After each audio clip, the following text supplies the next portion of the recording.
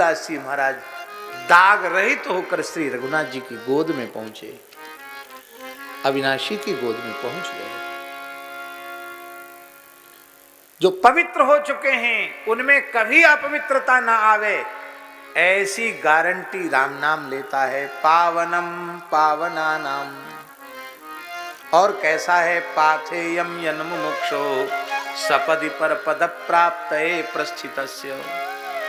जो भगवान की ओर चल पड़े हैं उनके लिए ये पाथेय है। पाथेय उसको कहते जिसके बिना यात्रा संभव न हो, उसको पाथेय कहते हैं। भगवान के निकट तक पहुंचने की प्रधान सामग्री है राम नाम। नाम का आश्रय होगा तो भगवान तक पहुंच जाओगे। इसमें भी साधन की अवस्थाएं हैं। आपको यहां से वृंदावन जाना है, पैदल जाओगे समय अधिक लगेगा, और बैलगाड़ी से जाओगे तो थोड़ा कम लगेगा, और घोड़ा गाड़ी से जाओगे तो और कम लगेगा। अच्छा चलो बस में बैठ के जाओगे और जल्दी पहुंचोगे, रेल में बैठ के जाओगे सुपर फास्ट में तो, और यहीं से हेलीकॉप्टर में बैठ के जाओगे तो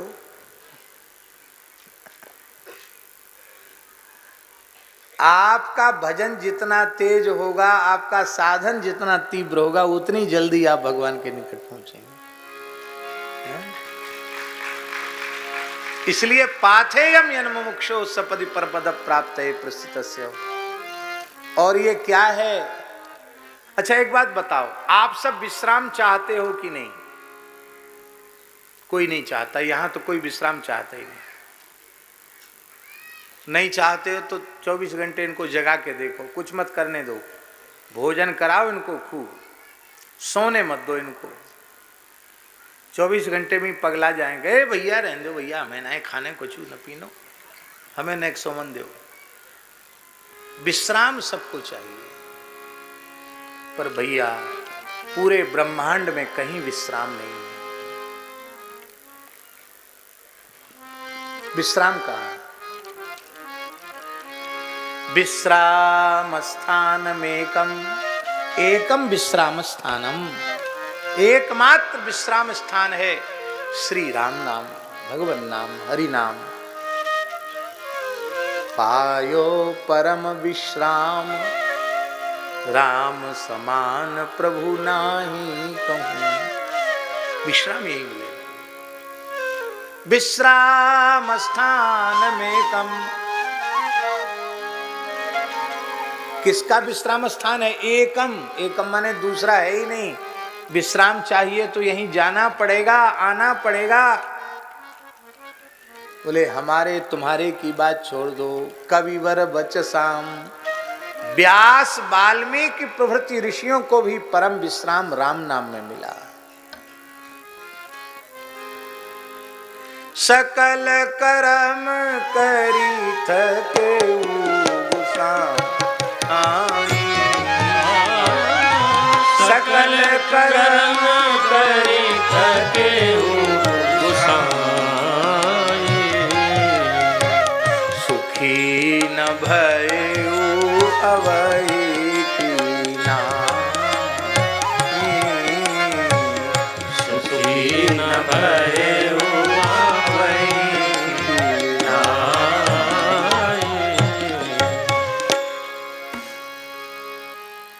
विश्राम स्थान में कम, कविवर बचसाम।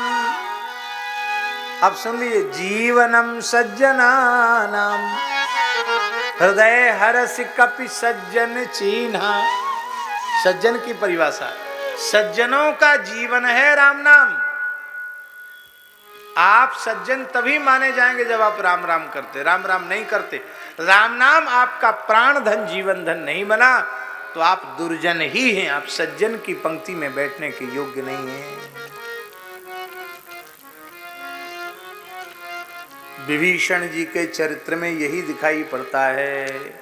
राम राम तेहि सुमिरन कीन्हा, राम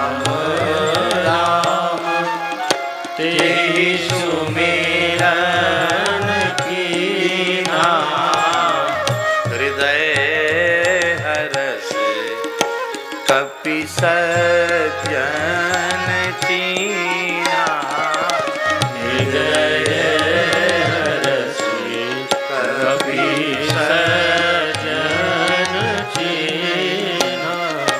और जब ये सज्जन है तो यही सन हठ करी हूँ पहचानी, यही सन हठ करी हूँ पहचानी। साधु ते होई न कारज साधु ते होई न कारज। साधु संत समस्या नहीं है, ये सारी समस्याओं का समाधान है।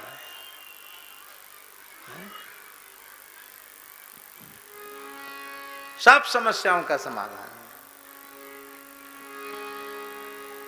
हमारे महाराज जी सुनाते थे कि एक महात्मा भोले भाले संत थे बेचारे, वो जमात से बिछुड़ गए।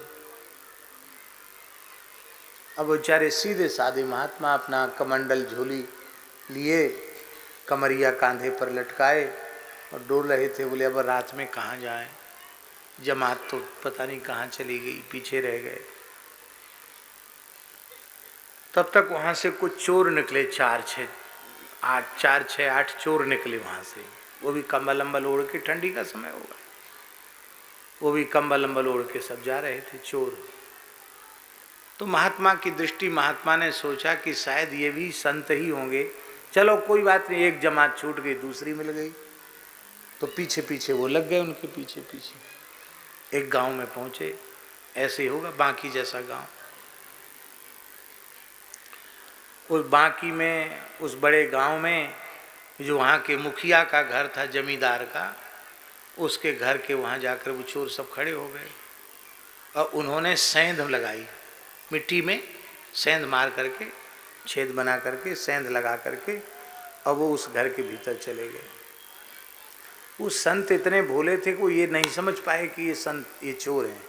उन्होंने सोचा कि हो सकता है इन संतों ने नियम ले रखा हो किसी के घर में इसी तरह से घुसना, अपने अलग अलग नियम होते हैं। उन्होंने कहा चलो हम भी इन्हीं का अनुगमन कर रहे हैं तो इन्हीं के रास्ते हम भी भीतर। तो वो भी भीतर सेंध के सहारे वो भी चले गए। अब चोर तो सब लूटपाट का सामान इकट्ठा करने में लग गए।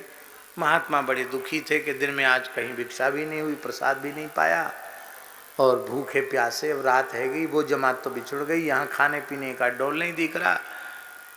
तो हमारे शालिग्राम जी बटुआ ठाकुर को कुछ भूख तो लगे, वो खाने पीने का सामान देखने लगे। उनको बढ़िया मटकी में सुंदर बढ़िया मलाईदार दही दिखाई पड़ गया। बोले वाह वाह भाई वाह, जय हो शालिग्राम भगवान, खूब तपस्या करी आपने आज।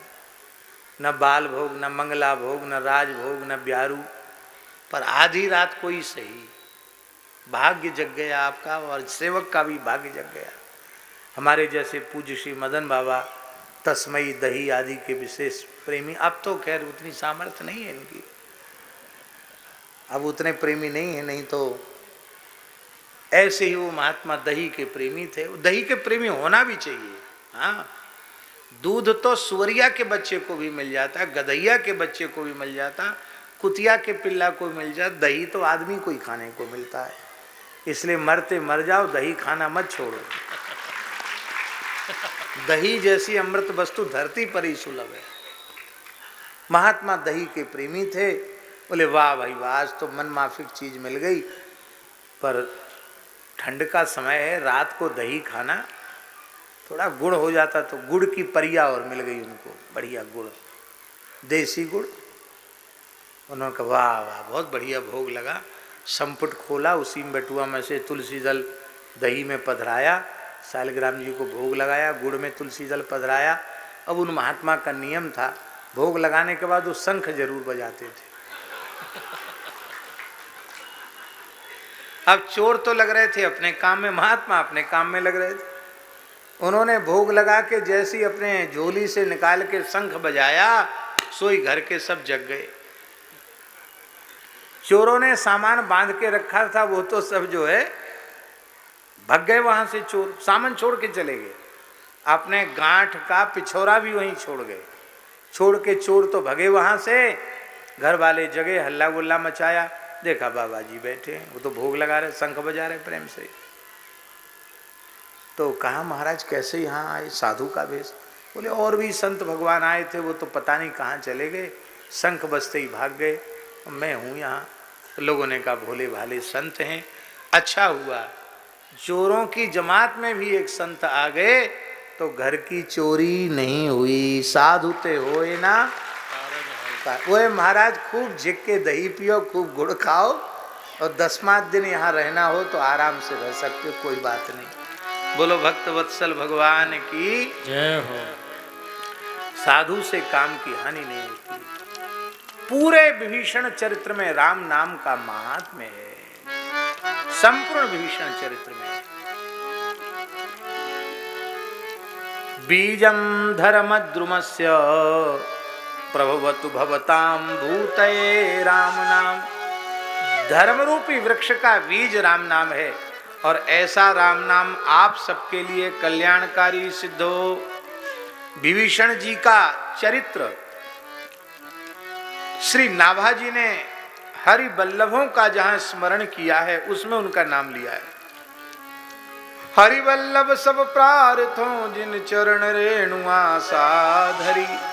हरि वल्लभ ने भगवान जिनसे प्रेम करते हैं ऐसे भक्त। कमला गरुड़ सुनंद आदि षोडश प्रभु पदरति। हनुमंत जाम्बंत सुग्रीव विभीषण विभीषण सवरी खगपति। ध्रुव उद्धव अम्बरीश विदुर अक्रूर सुदामा। चंद्रहास चित्र केतु ग्राह गज पांडव नामा। कौशारव कुंती बधु पटिये चत लज्जा हरि। हरि वल्लभ सब प्रार्थों जिन चरण रेणु आशा धरी। रह के रावण की नगरी, धन्य है। रह के रावण की नगरी निशाचरपुरी। राम भक्ति निभाना कठिन काम था। रावण की नगरी निशाचरपुरी। राम भक्ति निभाना कठिन काम था। फिर भी भरसक विभीषण निभाता रहा। मन से जपता सतत राम का नाम था। फिर भी भरसक विभीषण निभाता रहा। से जपता सतत राम का नाम था। रह के रावण की नगरी निशाचरपुरी। राम भक्ति निभाना कठिन काम था। रावण की नगरी निशाचरपुरी। राम भक्ति निभाना कठिन काम था। रावण दिग्विजय यात्रा में गया। देखो बहुत ध्यान से सुनो, भजन की प्रवृत्ति भीतर से होगी तो लंका में भी भजन की सुविधा मिल जाएगी। और भजन की प्रवृत्ति नहीं होगी तो बड़े बड़े महापुरुषों के साथ रहकर भी भजन नहीं होगा, धाम में रहकर भी भजन नहीं होगा। हाँ क्या कहें। रावण दिग्विजय यात्रा में गया और हरिवर्ष में गया। महाराज जी हरिवर्ष में गया तो वहां से नृसिंह भगवान की मूर्ति ले आया। लूट तो लूट है, लूट में जो हाथ में आ जाए। रावण की गणना राजाओं में नहीं थी उस काल में, दस्युओं में थी। दस्यु माने डकैत। रावण की गणना दस्युओं में थी, इसलिए राम जी के एक पूर्वज थे, उनका नाम था त्रिशतदस्यु। उनके अर्थ में लिखा है रावण आदि डकैत जिनसे डर थर थर कांपते रहे, उसका नाम त्रिशतदस्यु। रावण की दस्युओं में गणना थी, लूट लूट के जाने कहां कहां से क्या क्या लेके आया था। तो हरिवर्ष से जाकर नरसिंह भगवान की मूर्ति ले आया। अब उग्र नरसिंह, लंका में जहां धरे वहीं आग लग जाए, हाहाकार, बड़े उपद्रव शुरू हो गए। शुक्राचार्य जी की याद की, बोले महाराज क्या करें, बड़ा अशुगुन हो रहा है लंका में। बोले तुम वहां से नरसिंह भगवान की मूर्ति ले आए, ये तो उग्र देवता हैं, आग लगाएंगे, सब विनाश कर देंगे। और देखो कभी ना कभी तो लंका में आग लगेगी, नरसिंह जी आ गए, आग तो लगेगी। तो बोला हम फिर क्या करें? बोले हम फिर वहीं वापस करें हमें। बोले तो और ज्यादा उपद्रव होगा, बिना लाए तो फिर उनकी पूजा करो, वापस करोगे तो और फिर उल्टी गिनती शुरू हो जाएगी। डरा दिया शुक्राचार्य जी ने। बोले तब क्या करें? बोले इनकी बिल्कुल वैष्णव पद्धति से सेवा पूजा होनी चाहिए।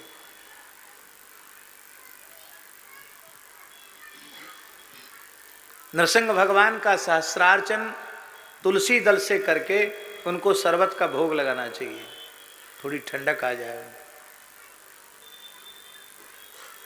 12 मास शरबत पीते नरसिंह भगवान, इतनी गर्मी है उनमें।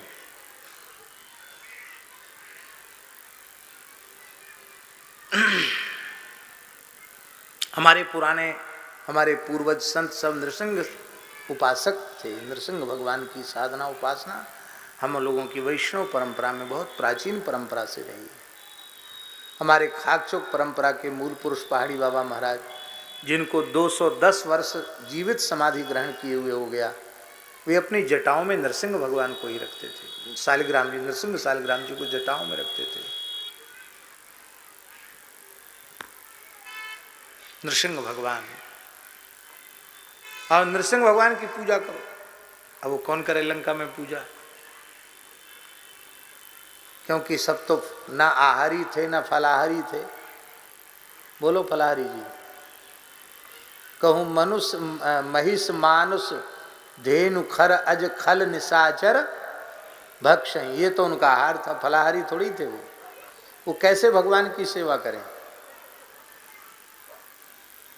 तो शुक्राचार्य जी से कहा महाराज हमारे लंका में पुजारी मिलना तो मुश्किल है। वैसे तो ब्राह्मण ज़्यादा हैं, बुरा नहीं मानना, ब्राह्मण ज़्यादा हैं, पर ब्राह्मण भी सब लंका के ब्राह्मण हैं। भैया मेरी प्रार्थना है, भगवान ने बड़ी दया की है, ब्राह्मण कुल में क्षत्रिय कुल में जन्म दिया है। अशुद्ध वस्तु का खाना पीना छोड़ो, अशुद्ध कर्म करना छोड़ो। ये भगवान की कृपा को बहुत तुम ठुकरा रहे हो। मरते मर जाओ, पर व्यसन को हाथ मत लगाओ, परस्त्री पर कुदृष्टि मत करो, मद्य का सेवन कभी मत करो, मांस कभी मत खाओ, जुआ कभी मत खेलो, पाप की कमाई मत करो, तो आप सतकलयुग में पैदा होकर सतयुग में जी सकते हो। हमारे लंका का कोई ब्राह्मण भी भगवान की पूजा के लायक नहीं। शुक्राचार्य जी तो ब्रह्मा जी की प्रेरणा से आए थे। ले हाँ, तुम्हारा भाई है ना विभीषण, उसको पूरी स्वतंत्रता दे दो, वैष्णव पद्धति से वो भगवान का मंदिर बनावे और पूजा करे। अब तो अनुमति हो गई, तो नारद पांचरात्र की आगम की विधि से सुंदर भव्य दिव्य देश लंका में निर्मित हुआ और नृसिंह भगवान का दिव्य देश बना। उसमें भगवान नृसिंह विराजमान हो गए। तो लंका के प्रधान देवता कौन हो गए? नृसिंह भगवान। हनुमान जी तो ज्ञानिनाम अग्रगण्यम बुद्धिमताम वरिष्ठम है, इसलिए लंकहि मसक समान रूप कपिधरी, लंकहि चले सुमिर नर हरि। मसक समान रूप कपिधरी, लंकहि चले सुमिर किसको? सुमिर नर हरि। नर हरि माने नरसिंह भगवान। जहां जाओ वहां के देवता को मना लो, फिर काम सफल होगा। नरसिंहाय नमः, ओम नमो भगवते नरसिंहाय कह करके हनुमान जी गए तो काम सफल करके आए। लंकहीं चले सुमिर नर हरि, लंकहीं चले सुमिर नर हरि। नरसिंह का नाम लेकर के चले। बढ़िया मंदिर बनाए महाराज, वहां कोई चोरी छुपे वाला काम थोड़ी है। रावण की आज्ञा हो गई, भगवान के आयुधों के चिन्ह, राम नाम लिखा हुआ, हरि नाम लिखा हुआ है, तुलसी का बगीचा है। एक बार लोगों ने रावण के कान भरे। आप तो कहते कोई भगवान का भजन नहीं करेगा, विष्णु को, नारायण को, राम कृष्ण नारायण को कोई मानेगा नहीं। आपका छोटा भाई दिन रात राम राम जपता है, घर पे भी राम राम लिखवा रखा है। कान भर गए रावण के, क्रोध में एकदम आग बबूला हो गया रावण। बुलाओ विभीषण को। क्या करते हो? विभीषण ने कहा भाई साहब राम राम करता हूं और तो कुछ नहीं करता। फिर बोले क्या जपते हो? राम राम जपता हूं। अरे फिर बोले राम राम जपता हूं। अरे बार बार वही बोलता है, राम राम जपता हूं, राम राम जपता हूं। ये सब लंका वाले सब क्या कह रहे हैं, सुना नहीं तुमने? लंका का कानून है कोई राम राम नहीं करे, तुम क्यों करते हो? अच्छा महाराज तो पता चल गया इन लोगों ने चुगली की होगी आपके। हाँ चुगली नहीं, सही बात है, उसमें चुगली की क्या बात है? बोले ये लोग जानते नहीं हैं इसलिए ऐसा ही लोग कह रहे हैं, इसमें जानने का क्या काम है? बोले देखो हम आप बड़े भैया रावण महाराज दशग्रीव रावण, वो भाभी मंदोदरी, हम दोनों के परम भक्त हैं। विभीषण जी ने कहा अब रावण मंदोदरी जपें तो जपते बनेगा नहीं, इसलिए रावण के नाम का राव, मंदोदरी के नाम का माँ, तो राम नाम में रावण मंदोदरी दोनों का स्मरण हो गया। इतनी बात सुनते ही रावण ठहाका लगा के हंसा। बोले वाह वाह, भाई हो तो विभीषण के जैसा हो, निरंतर भैया भाभी का स्मरण करता है, सबको मना ही पर तुमको मना ही नहीं। खूब कीर्तन करो राम राम का, क्योंकि अब राम नाम का सही अर्थ मालूम पड़ा है।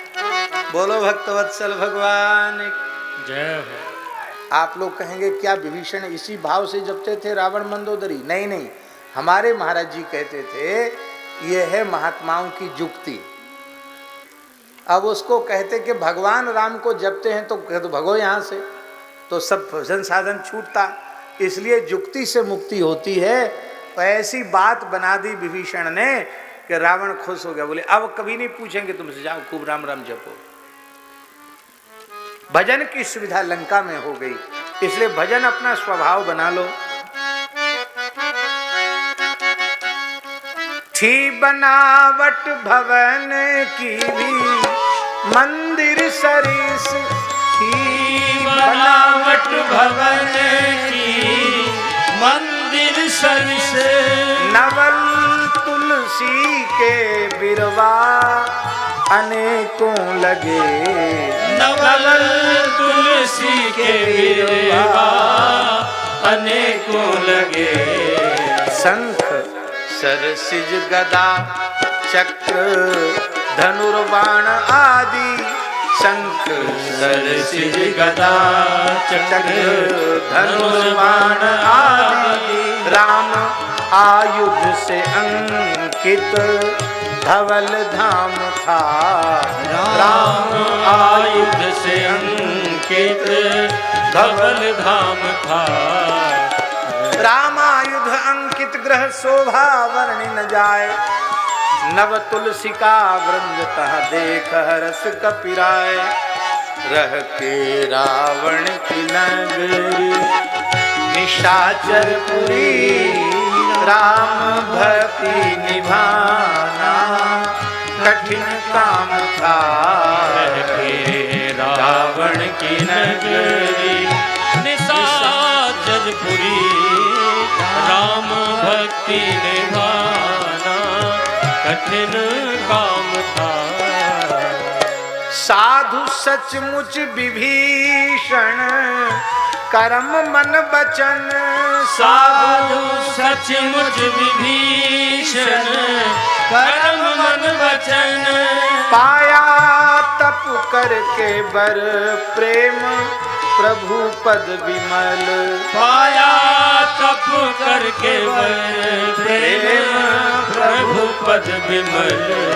नीति रत प्रीति प्रभु पद कमल में लगा, आसुरी वृत्ति से मन का उपराम था।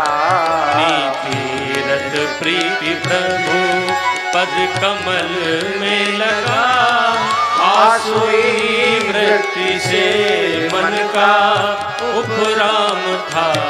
रह के रावण की नगरी निशाचरपुरी, राम भक्ति निभाना कठिन काम था। रह के रावण की नगरी निशाचरपुरी, राम भक्ति निभाना कठिन काम था। भगवान नारायण के नाभि से कमल प्रकट हुआ, कमल से ब्रह्मा जी प्रकट हुए। ब्रह्मा जी के मानस पुत्रों में महर्षि पुलस्त्य हुए और महर्षि पुलस्त्य उनके पुत्र विश्रवा हुए और विश्रवा ने दानव कन्या दैत्य कन्या उनसे विवाह किया कैकसी से, और उनसे एक विवाह तो हुआ, उससे तो वैश्रवण कुबेर का जन्म हुआ एक पत्नी से। वो पत्नी थी करदम जी की पुत्री हविर्भू। उनसे हुआ वैश्रवण कुबेर का जन्म। इडविडा विश्रवा का विवाह पुलस्त्य जी के पुत्र विश्रवा हुए, और विश्रवा का विवाह एक तो दैत्य कन्या से हुआ और दूसरा विवाह विश्रवा महर्षि का हुआ भरद्वाज महर्षि की पुत्री इडविडा से। किससे? इडविडा।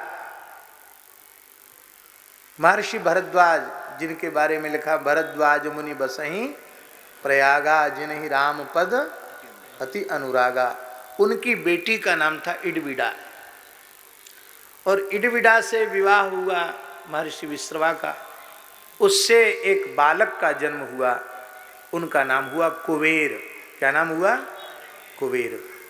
ये कुबेर जी जो हैं, इनका दूसरा नाम एडविड भी है, एडविड।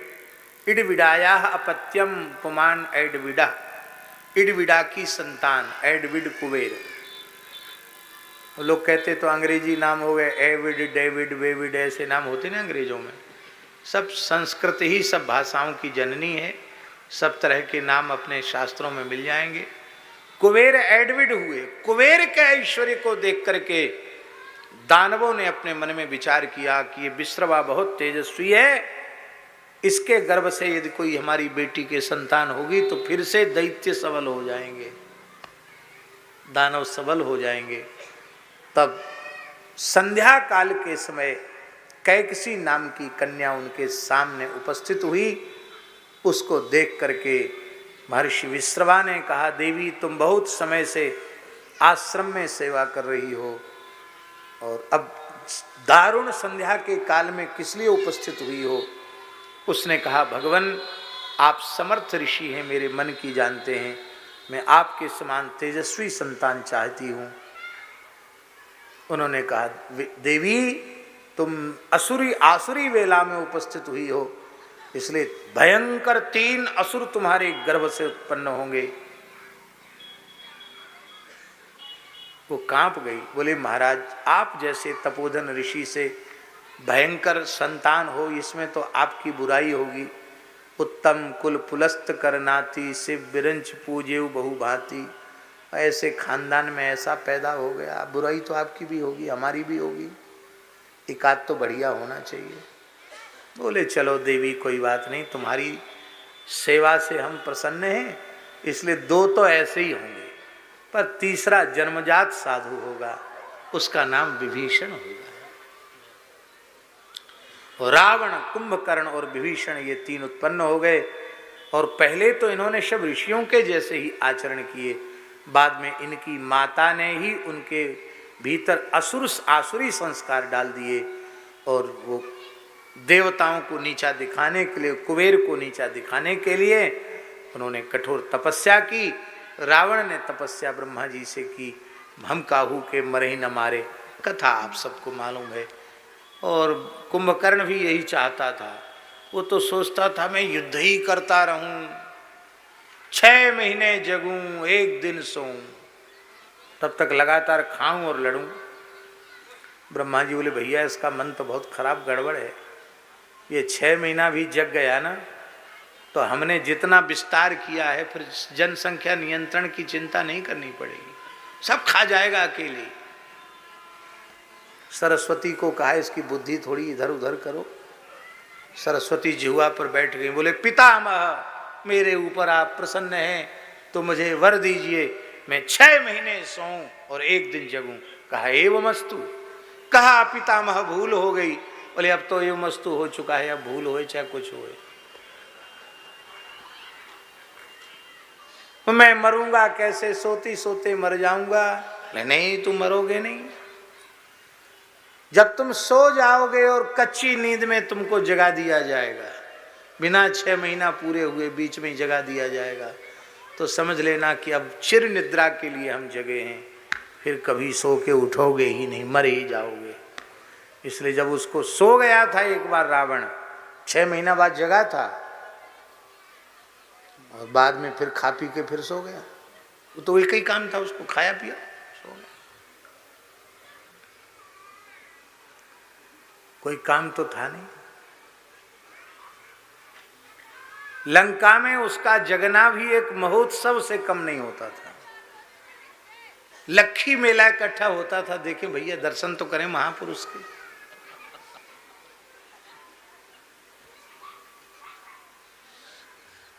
अमनिया करने वाले किसी औजार की जरूरत नहीं थी, हजारों लाखों भैंस नहवा धुला के ऐसे रखी जाती थी, जैसे कोई काली मिर्च फांक लेना, ऐसी 100-200 भैंस ले, गधा घोड़ा भैंसा हाथी जो आ जाए, भेड़ बकरिया, किसी का छिलका उतारने की जरूरत कुंभकर्ण को तो कम से कम नहीं थी। ऐसा विचित्र खाने वाला, ऐसा विचित्र सोने वाला, बड़ा भारी महोत्सव होता था लंका में। महाराज जगह हैं, दर्शन करके आवे, जीवन सफल बनावे। पर दर्शन दूर से ही होता था, पास में किसकी हिम्मत है? क्यों? क्या ऐसी श्वास उसने छोड़ी तब तो कोई बात नहीं, और श्वास ले तो तमाम लोग भीतर घुसे चले जाएं। इतनी तेज की हवा चले कि नाक के छिद्र से ही सैकड़ों लोग भीतर चले जाएं, तो कहां तक कोई, दूर से ही दर्शन होते थे। एक कुंभकर्ण का इतना विशाल देह था। वाल्मीकि रामायण में लिखा है कि बंदर भालू उसको देख के जब डरे, तब विभीषण ने उनको कहा कि ये रावण के द्वारा खड़ा किया हुआ एक यंत्र है, इससे डरो मत। ये कह के बंदरों को बहकाया, नहीं तो वो कहते थे भैया इसके सामने नहीं जाएंगे हम। सबसे छोटे विभीषण के पास गए ब्रह्मा जी, बोले वत्स विभीषण तुम्हें क्या चाहिए? दोनों ने मांगा था कि हम अमर हो जाएं। ब्रह्मा जी ने किसी को अमर नहीं बनाया। विभीषण ने नहीं कहा कि मैं अमर हो जाऊं। विभीषण ने कहा भगवान किसी भी विकट से विकट परिस्थिति में मेरा मन धर्म मार्ग से च्युत न हो, मैं अविचल धर्म मार्ग पर बना रहूं, क्योंकि जहां धर्म है वहीं श्री राम है, और जहां श्री राम है वहीं धर्म है। मेरे जीवन में धर्म रूप श्री राम का अभाव न हो, मेरी धर्म में अविचल बुद्धि हो और भगवान के चरण कमलों की अविरल भक्ति हमें प्राप्त हो। ब्रह्मा जी ने कहा ये तो हो गई, मैं तुम्हें अमरत्व का वरदान दे रहा हूं। तुम्हारी इच्छा मरने की जब तक नहीं होगी तब तक तुम मरोगे ही नहीं, अजर अमर रहोगे। आज भी विभीषण जी विराजमान है, न उनको बुढ़ापा है न उनकी मृत्यु है, आज भी युवावस्था में विभीषण जी विराज रहे हैं। चिरजीवियों का जब हम स्मरण करते हैं तो अश्वत्थामा बलिर्व्यासो हनुमाश्च विभीषण कृपा परशुरामश्च सप्तैते चिरजीविनः सप्तैतान संस्मरे नित्यम मार्कंडेय मथाष्टमम जीवेद वर्ष शतम सोपी सर्वव्याधि विवर्जिता। ये 8 चिरजीवी हैं, इनमें एक विभीषण है, आज भी सदैव विराजमान है।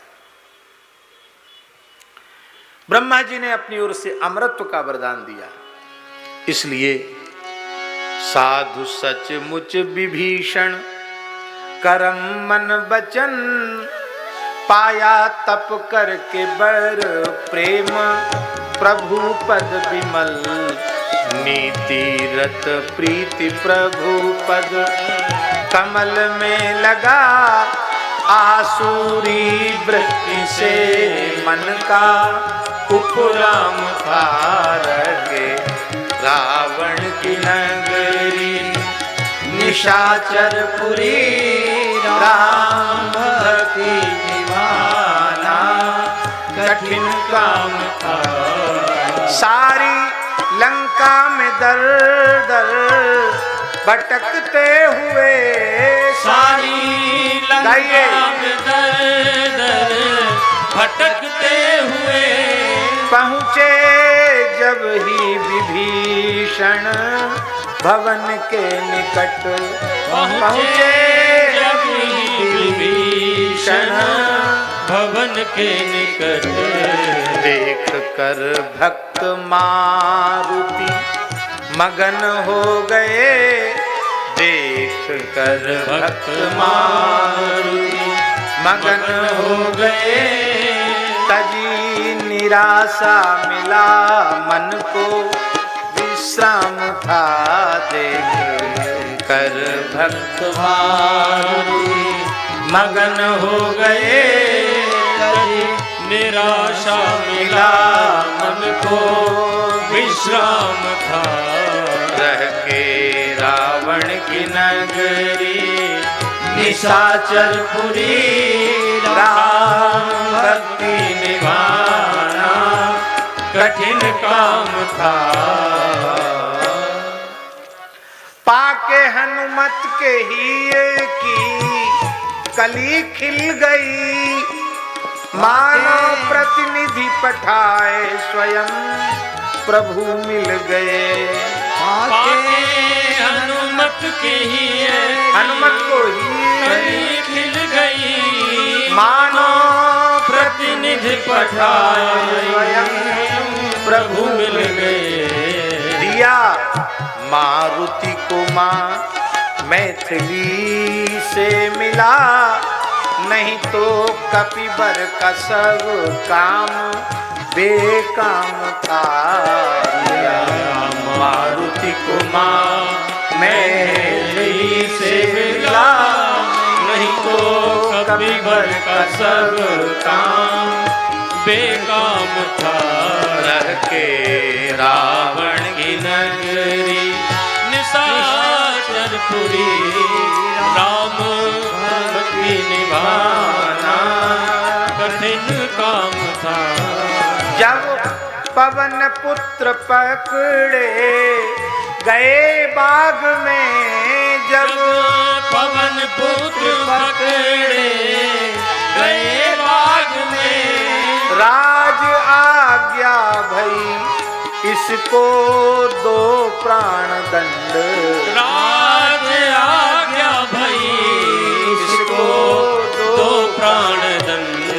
बनी विरोधी विभीषण ने बरजा तभी, आंतरिक यह प्रभु प्रेम परिणाम था।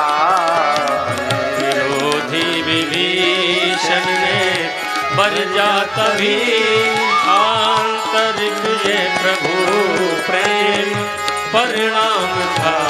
रह के रावण की नगरी निशाचरपुरी राम भक्ति निभाना कठिन काम था।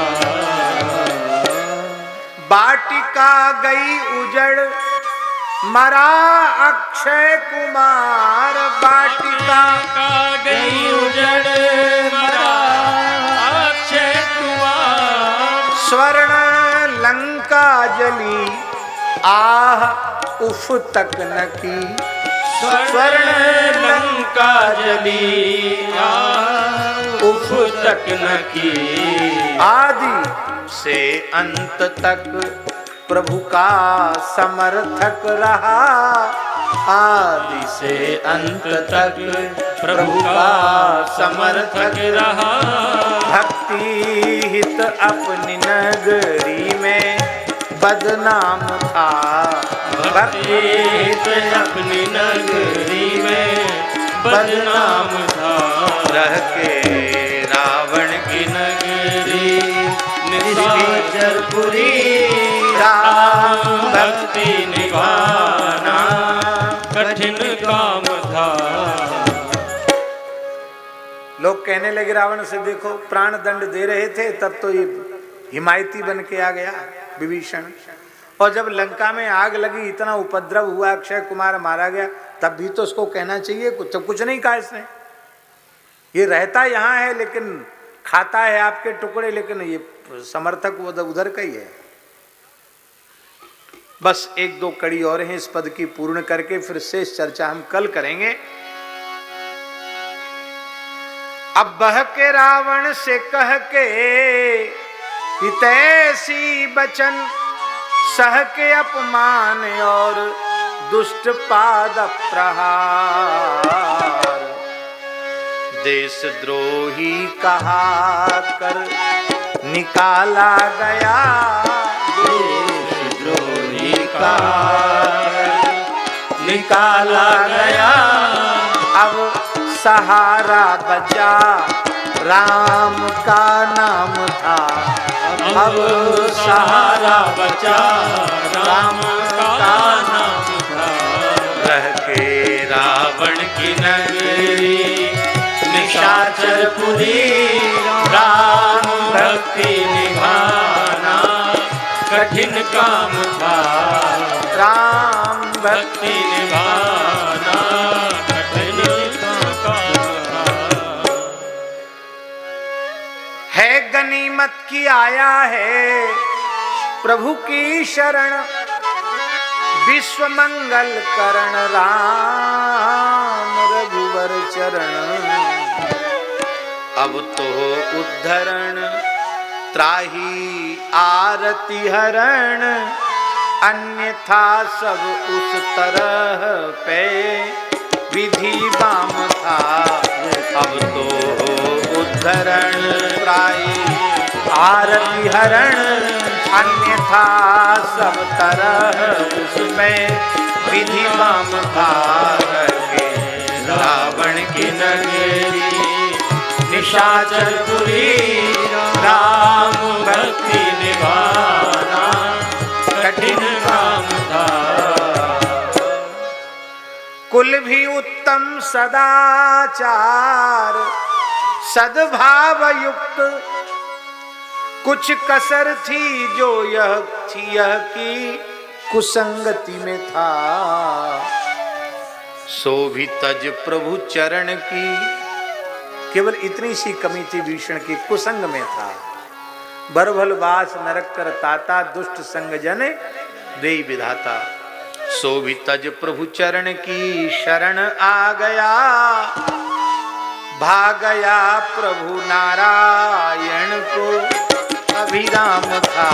सो भी तज प्रभु चरण की शरण आ गया। भाग गया प्रभु नारायण को अभिराम था। रह के रावण की नगरी निशाचरपुरी राम